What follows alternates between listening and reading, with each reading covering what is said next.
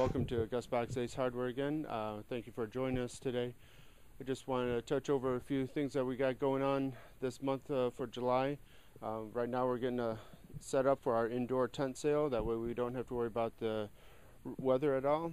We got a lot of specials here, many of them over 50% off, up to 75% off discounts. So come on in, check it out. Whatever we have, it could be going fast, so the sooner you get in, the better the selection will be.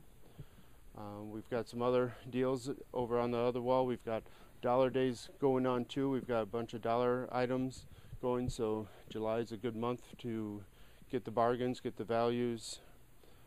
Usually July is a slower month with the heat and the weather on that, so we try to get some specials going on to get you in and get you out of the hot weather. We have also some red hot buys going on further down. We have some canopy chairs. Excuse me.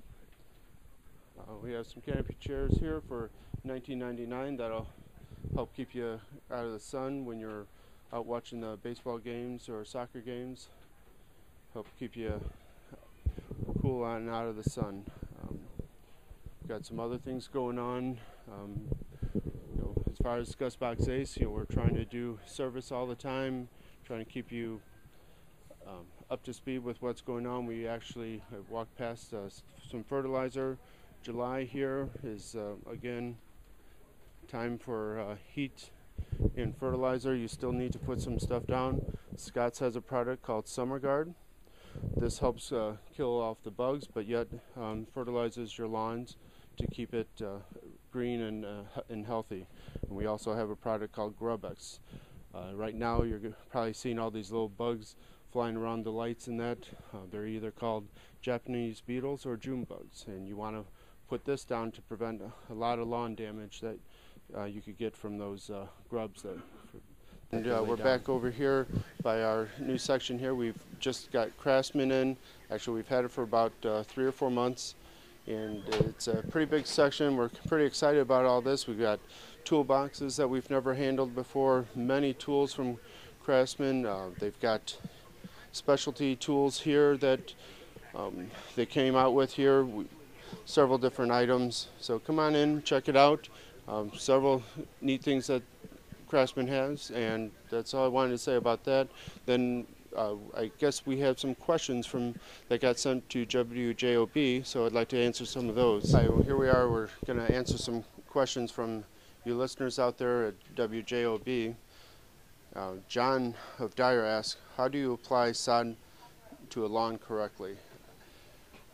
Correctly to do it depends on where you're starting from. If you have established grass and weeds and you're just trying to get rid of everything, the best way would be is to rent a sod cutter, remove the layer of sod that's already there, and then scratch the soil up either lightly with a rototiller or with a landscaping rake to help loosen up the topsoil, and then you can lay down the sod.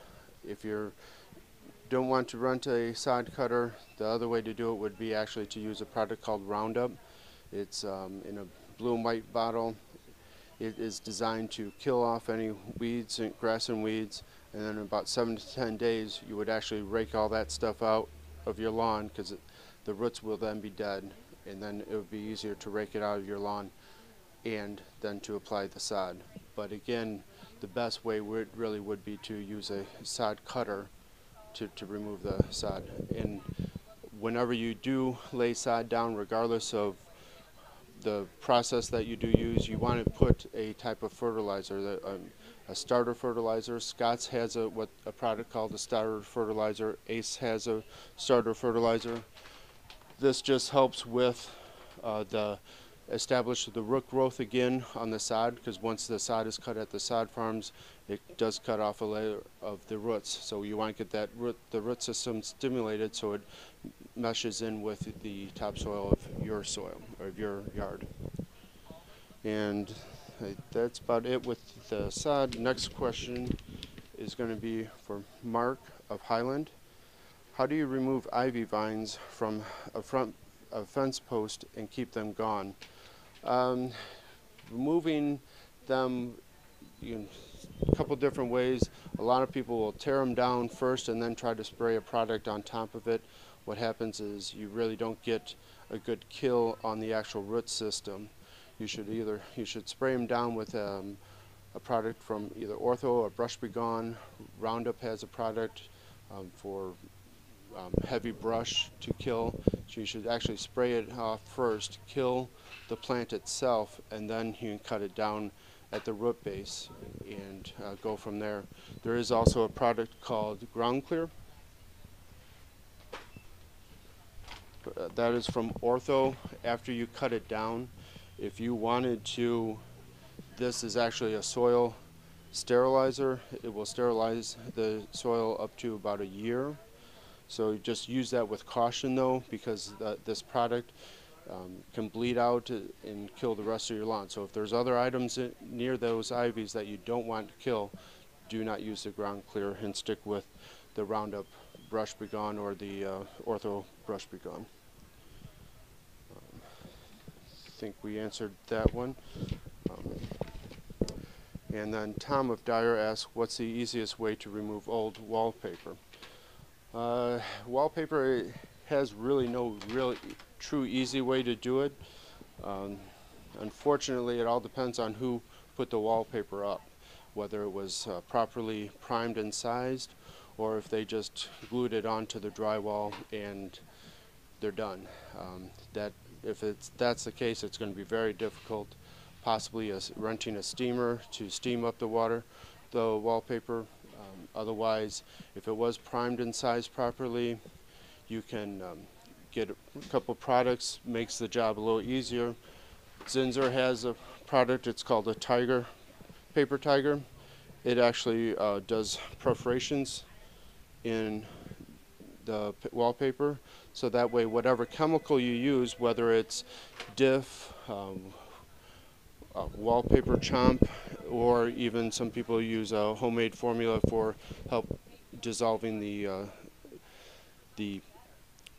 paste in that, they use that. But the Wallpaper Tiger here, that will help with whatever chemical you use to help break down the glue in that. And once you get that done, you can use a putty knife and any other tool to scrape off the wallpaper. The last question, it is from Mitch of Hammond, asks, what are some of the advantages and disadvantages of the electrical wiring in an old home? Now, me personally, I don't know of any advantages to an old wiring. With old wiring, you want to use caution whenever handling it.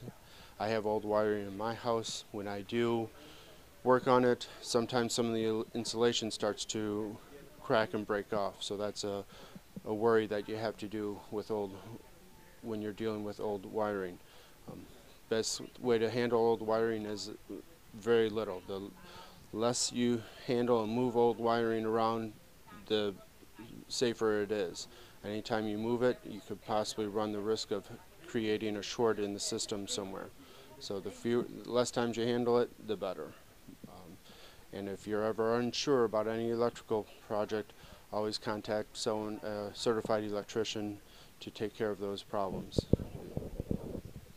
And thank you for the questions. I appreciate the questions.